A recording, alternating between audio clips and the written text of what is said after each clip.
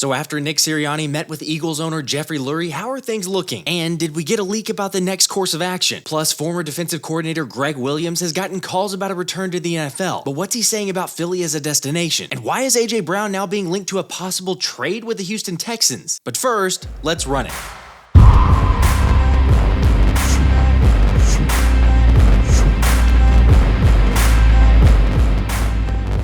Well, we somehow made it through the entire week after the incredibly disappointing showing against Tampa and still have no decision. But I don't know what's crazier, the fact that both Nick Sirianni and Jeffrey Lurie met, or the fact that it's looking more and more likely that Sirianni's going to come back next season. Because instead of just whacking the head coach and being done with it, the only action yesterday was me violently refreshing my phone every 20 seconds for an update. Meanwhile, several of the fellas took advantage of the R&R like BG at the Lynx or Fletcher and Lane on their hunting trip, and of course Sidney Brown, who's doing whatever it takes to get back from the torn ACL as soon as possible. But really, good for them. You know what? Take advantage of it. However, while they're doing that, Sirianni and Lurie did reportedly meet for a couple hours, but no official word on the direction the Eagles owner is leaning. Well, kind of. After Outside the Bird shared a text he received from an individual with potential knowledge of the situation saying, "I was told Sirianni gets to stay, but there will be changes on the staff." Are you okay? Ron.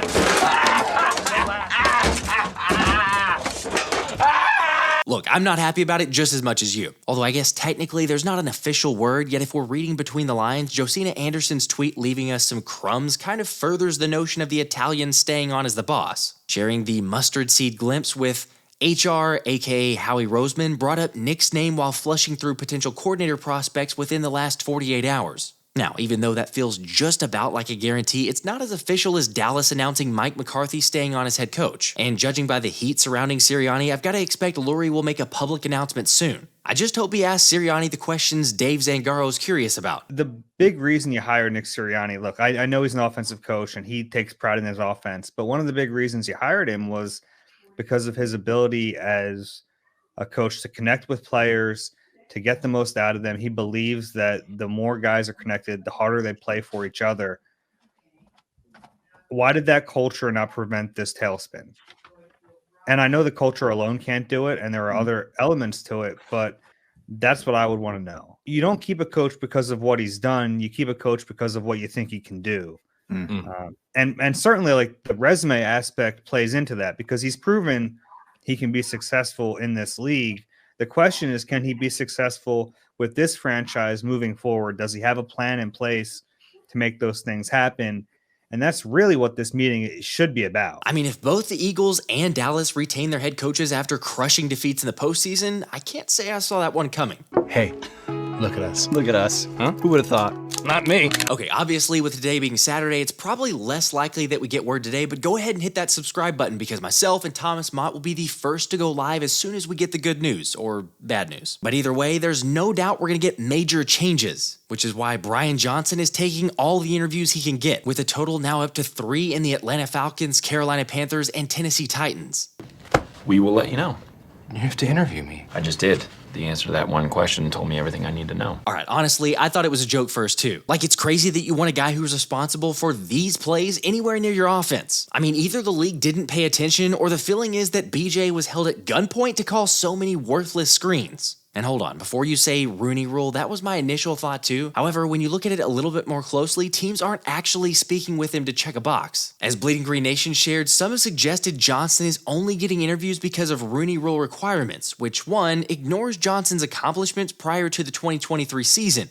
Johnson was getting a lot of offensive coordinator buzz around the NFL last year for his role in helping Jalen Hurts make a massive leap in 2022. Johnson previously oversaw the development of Dak Prescott and Kyle Trask at the college level. The Panthers and Titans are likely intrigued by the idea of Johnson being able to help maximize their young quarterbacks in Bryce Young and Will Levis. And 2, ignores how the interested teams have already requested interviews with other minority candidates. All right, I don't necessarily buy 1, although 2 makes a fair point. Plus, the third item I should mention is that multiple interviews have been virtual interviews, which don't count toward the Rooney Rule at all. So whether it makes sense or not, I think you got to give credit to Anthony DeBona's take on how much interest the rest of the NFL is showing in Brian Johnson should tell us all exactly what they think about Nick Sirianni. Something that I really like is that Eagles coach. He's who he is. Nick Sirianni. And exactly. So just seeing that is definitely special as a player. That was obviously a year ago, but I wonder if Buda Baker still feels the same way about Sirianni. Like, sure, the players seem to love him with Jason Kelce and Fletcher Cox voicing strong support for Nick, and apparently TJ Edwards also wanted to stick around to play for the Birds. After a recent report from Clay Harbor revealed that the Birds UDFA actually wanted to remain in Philly, but that Howie Roseman never even attempted to make a call or an offer. That doesn't make sense. No, that doesn't make sense, especially when you could have had him for $6.5 million per year, and instead allowed him to walk where he finished 7th in the NFL with 155 tackles, while also registering 2.5 sacks, 3 interceptions, and 2 fumbles recovered. Of course, yeah, nobody's perfect in hindsight's 2020, yet this one might be the biggest L for Howie in free agency. Also, I know I just asked this on my last video, but given the recent developments, where's your trust level at for our GM? Remember when we were praising Howie for all his moves around the draft and the offseason? Well, I think there's no question anymore that the smartest GM in the NFL might have gotten too cute with the whole let's avoid paying linebackers plan. I should clarify, I'm not giving up on him, but his moves have left a lot of holes to fill, especially on defense, which is personally where I think you start, because regardless of whether Sirianni gets let go or comes back, you gotta get a new DC. Although, surprisingly, former NFL defensive coordinator Gregg Williams was recently linked to Philly, and even weighed in on that possibility. I've had opportunities. There's quite a few people, a lot of people, reaching out to me right now, and with the right people, the right situation, yes, I am going to get back in it. Here's what I would say. I saw them have a defensive structure on what they know, not what players could play. Each and every stop that I've been at, I've had to change the structure of what we're doing defensively to fit the players that are playing. And if you don't think you got to change to protect those guys within a game, whether it's a game plan or whatever. And those are the things I've been able to do now that I've coached 2,500 NFL players, and over 1,000 of them call me on Father's Days every year, so I must not be as big a prick as everybody says I am. And I have a sound, I'm at my son's house up in the Cleveland area, and they got to take the grandkids and everything out of the house because they hear me in the basement screaming and yelling at poor tackling and drop passes. Nothing more pisses me off than when I see a poor tackling individual or a person who can't catch the ball.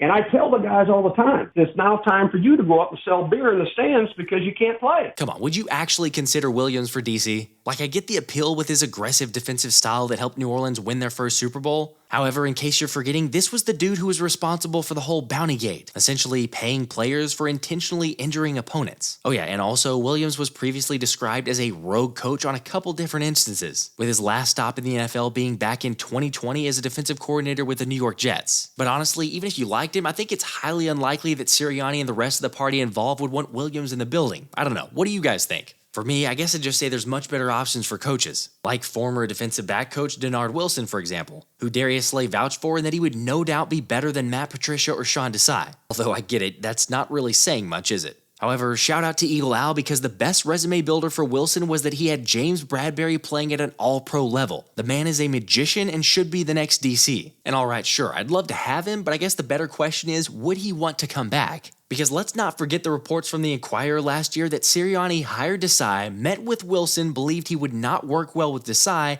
and despite Wilson's assurances to the contrary, Sirianni fired him. Look, I'm sorry, but if that's me, I ain't coming back to the guy who just fired me. Now, if Sirianni's gone, that's a different story. And obviously, there's been more than a little frustration at the Eagles head coach. Naturally, maybe none more so than A.J. Brown, or at least the speculation of A.J. Brown given some of the scenes from the sidelines. Yet apparently the emotion from number 11 combined with his deleting of Twitter and removing Philly posts from his Instagram has caused oddsmakers to begin offering a market for A.J. Brown getting traded. Oh, okay. Oh, you crazy. I think it's crazy too. However, for what it's worth, the Houston Texans are the #1 favorite to land AJ if he was going to be traded, with the speculation from SI.com saying the Eagles face a challenge in retaining Brown, who is a crucial player for their organization, and trading him before June 1st would result in a substantial dead cap space for the team. Give me a break. Are you kidding me? Like, AJ's your best offense, so there ain't no way you're cutting him loose to save a few bucks with a cap. Plus, think about it this way. Number 1 and 11 are best friends, so I find it hard to believe that Jalen couldn't convince AJ to calm down and stick it out, if he even is at odds with the organization. But just wait and see who the OC ends up being and see if the offense can find a groove. Like, that's insanity to think AJ's getting traded, isn't it? Honestly, the only real guarantee as far as receivers leaving is that the Birds thankfully won't have a wideout named Watkins, since we've seen the last of Mr. Quez. Oh wait, I guess there is former Browns pass catcher Austin Watkins who signed a futures contract. And he's definitely intriguing at 6'3", 210 pounds, as Watkins showed he can be a force when we played Cleveland in the preseason, racking up 139 yards and 1 touchdown while putting together a pretty impressive highlight reel. Yet he kind of surprisingly never got on the field in the regular season action and just remained on the practice squad for the Saints. But then after being offered a contract to stay in Cleveland, the 25-year-old turned it down to take a shot in the Philly ranks. So I'm curious to see how he pans out because I think there's for sure some potential and it can't be much worse than the wide receiver 3 production we've already gotten,